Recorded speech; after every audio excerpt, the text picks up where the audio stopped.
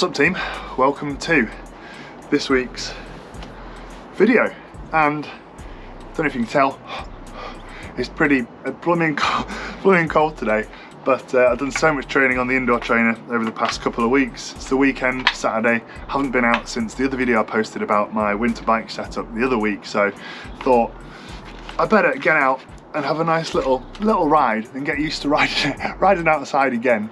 But talking of fresh air and getting out on the bike, on today's ride, kind of want to go through and have a bit of a chat about my mental health and how cycling's actually helped me quite a lot over lockdown and in just general with my mental health. And at the end of today's video, we'll go through kind of my goals for 2022, what races I've signed up for and all that exciting stuff, and how kind of the goals I've picked this year, and they're quite big for me, are kind of a lot to do with my mental health and kind of pushing myself a little bit as well. But let's head out on the ride.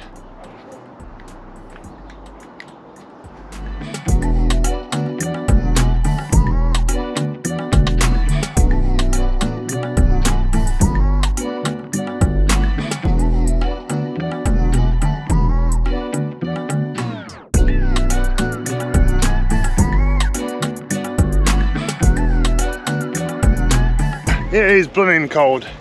Don't know if you can see, but like a little bit of a mist, and it's meant to be sun peeking through today, but definitely no chance of that. It's about 0 degrees.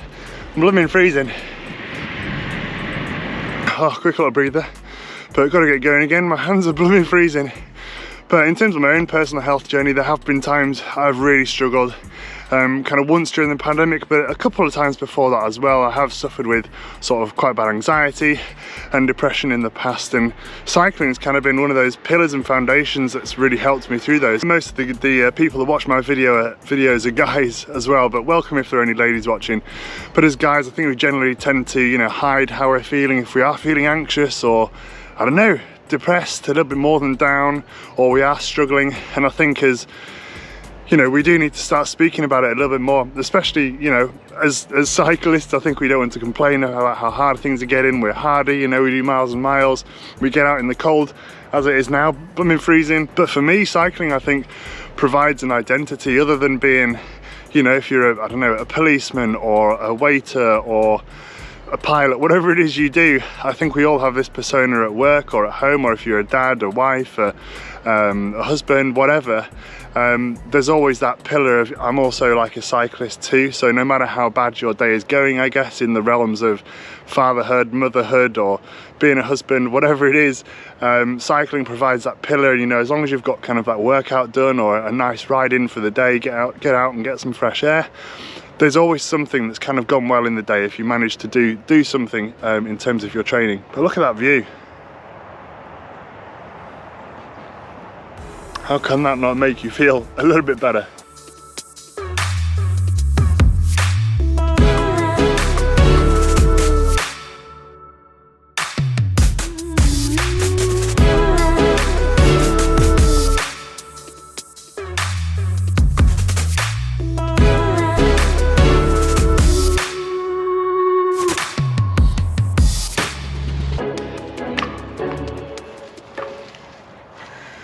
Oh. So I've been through a couple of sort of tough bouts of depression up until now. There was a time in my sort of second year at uni, a good number of years ago now, and the most recent bout was during one of the lockdowns we had. As a lot of people, I think, struggled during lockdown. But one of the first things depression does to me is makes me, you know, not want to go out and ride, not do any exercise.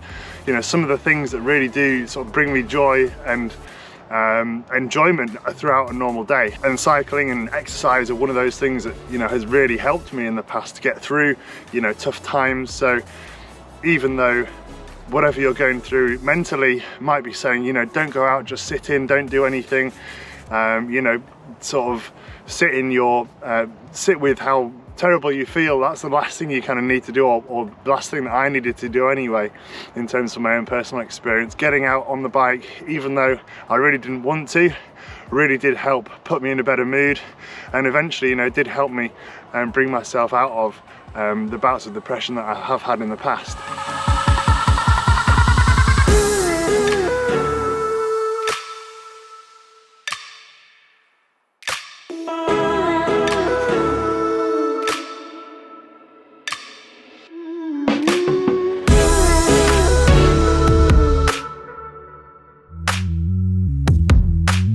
going through what I've been through as well in terms of my mental health has made me a lot stronger person.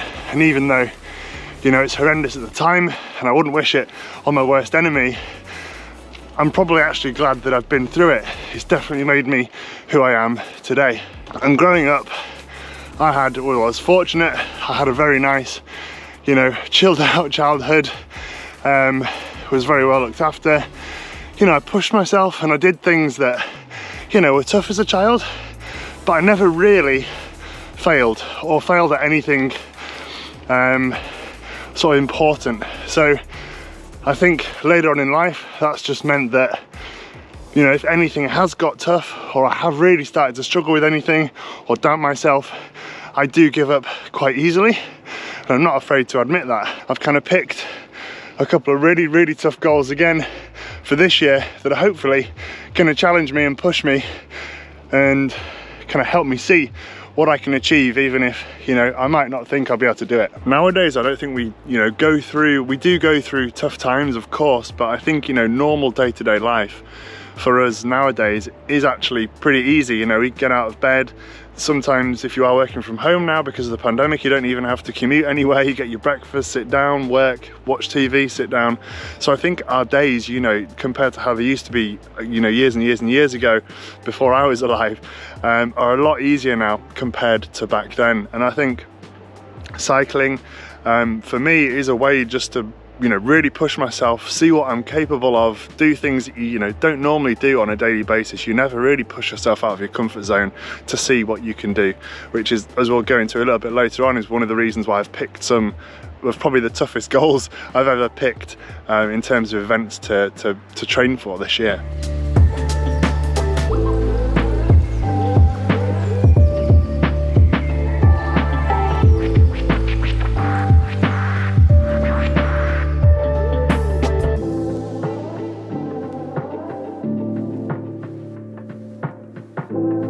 So kind of moving on to goals for 2022 and goal races and events and things.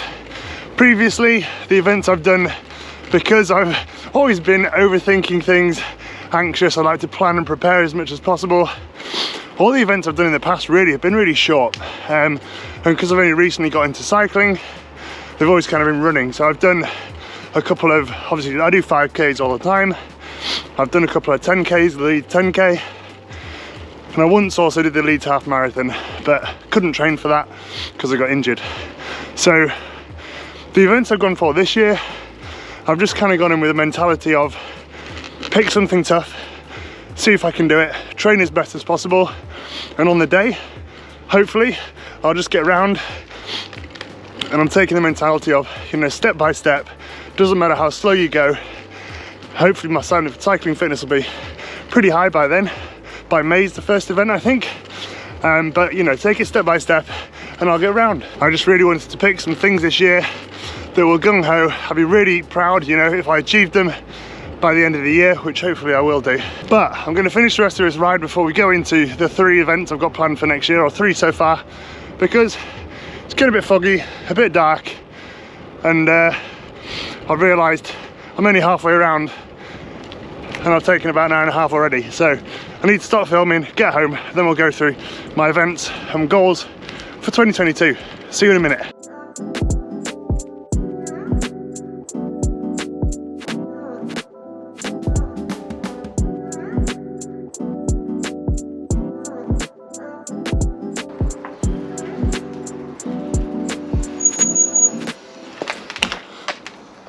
Oh, well, that got dark and foggy pretty quickly, or at least you know when you got your glasses on and then you take your glasses off and it's not actually that dark, but it is pretty dark.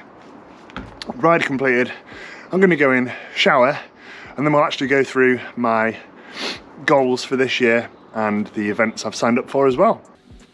Oh, that is better.